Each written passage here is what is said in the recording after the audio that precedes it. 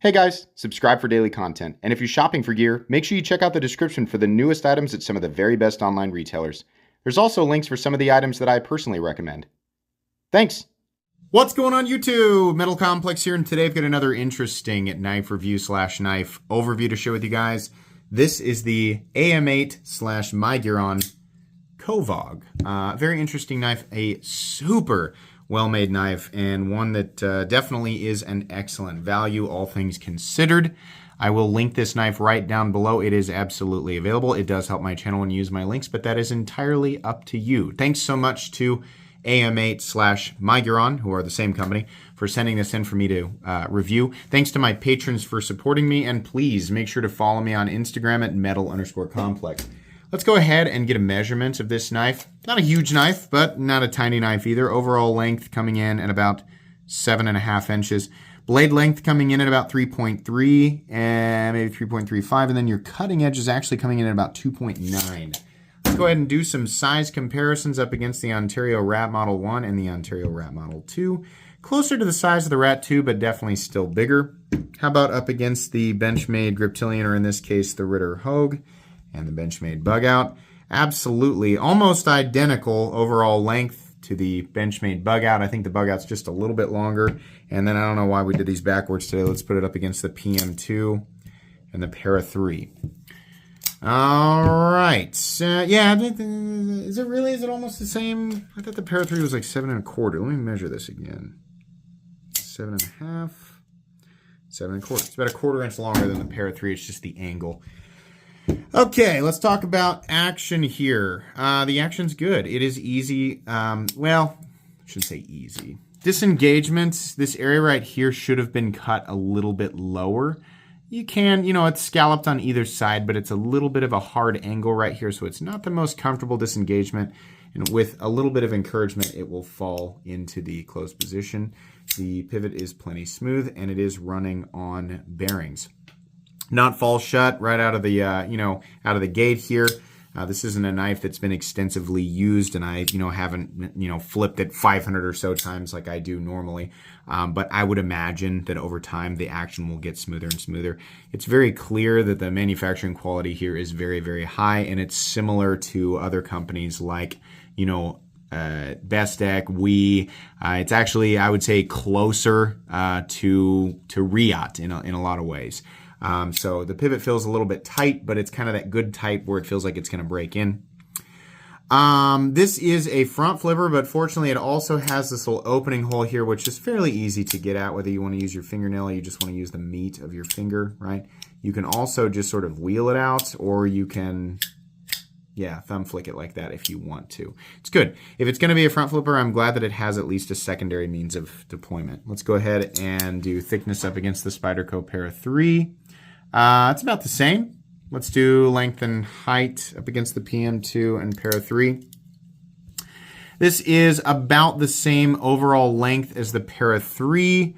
Definitely not quite as tall. It is quite a bit shorter than the PM2 though. So in the pocket, it should be fairly easy for most people to, to carry it. It's not going to be that inconvenient of an object. Materials, we are looking at, where did my flashlight go? My flashlight, is it just gone? There it is. The inside, we are looking at milled titanium. This has a little bit of carbon fiber inlaid into the titanium, which looks really nice. And then the blade steel is M390. Let's go ahead and weigh it. I'm going to guess it weighs, maybe 3.75, 3.8 ounces. No, 3.67 something. Honestly, fairly good ratios. Not perfect, but it's pretty good. Let's go ahead and measure blade stock thickness here. Blade stock thickness in this guy, I'm going to guess it's 135, 140 thousandths. Nope, it's actually only 120 thousandths. Not all that thick. We'll do a hardware check. Get out my tools as per usual. My tools are very inexpensive and very recommendable. You can find them right down in the section of my description that talks about the tools I use on this channel. We have a T8 pivot, T8 lock bar insert screw, and T8 body screws. We also have T8 pocket clip screws, which is really cool. This qualifies for what I consider to be minimal hardware, and it's going to be very simple to take apart for pretty much anybody with the proper tools. Let's go ahead and talk about this thing. So This is why you guys probably have noticed that you're able to bump the quality up super high on my videos now.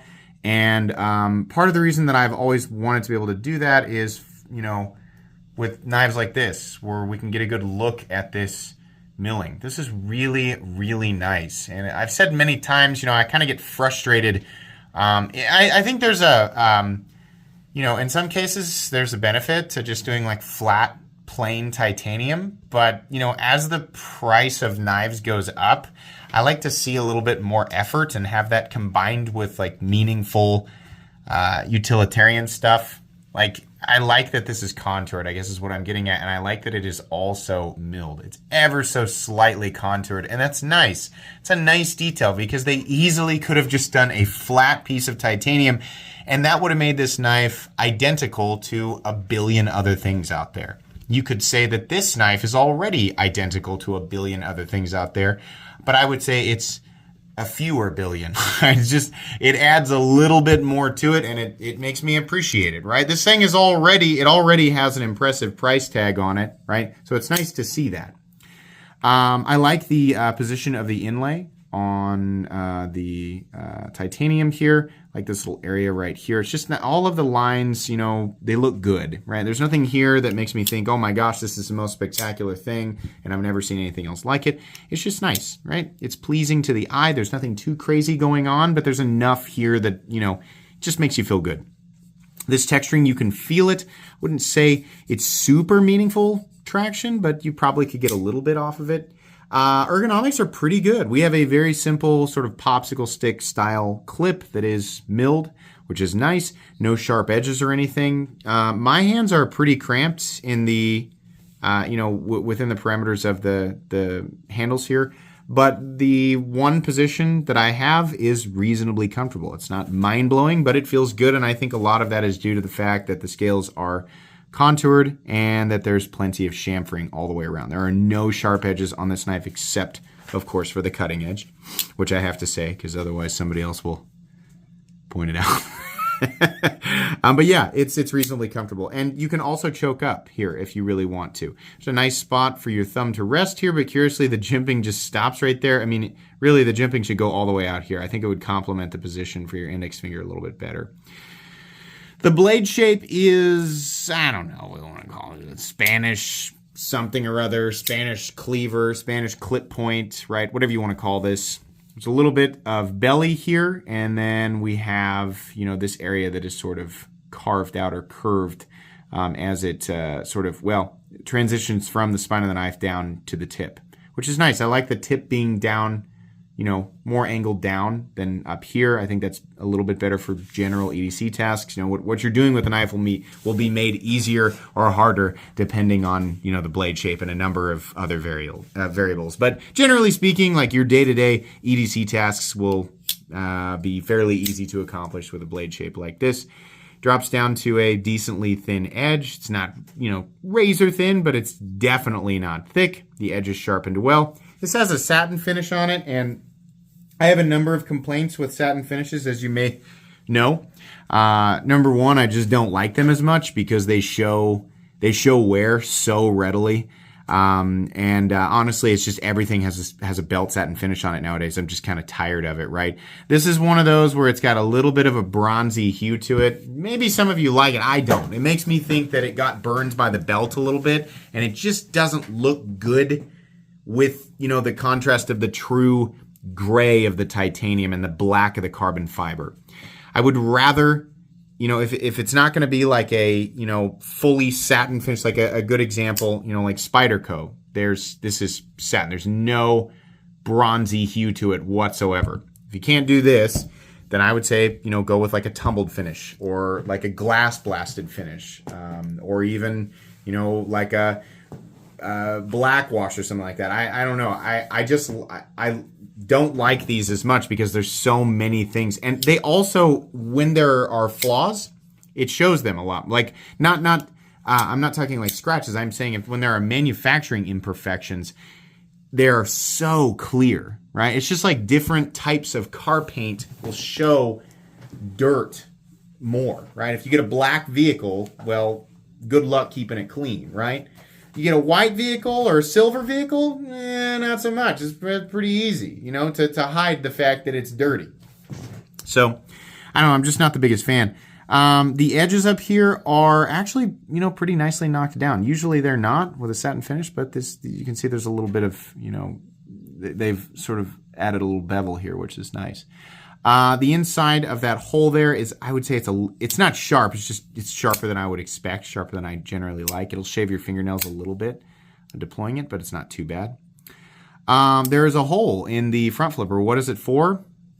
As far as I can tell, absolutely nothing. But it's there to look at. So it doesn't hurt anything. It's not really that big of a deal. It says AM8 on this side, and then on this side it says M390. I'm glad that they didn't put a lot of billboarding on it because it looks nice, right? There's no lanyard hole. I don't care. I've always said if there's, people are going to like to put lanyards on their knives sometimes. So it's always, I guess, nice if you at least put a little bar back here. But I just can't bring myself to care too much when there's no lanyard apparatus at all because I don't use lanyards. The pocket clip is, because there is no lanyard hole, mounted in an optimal position.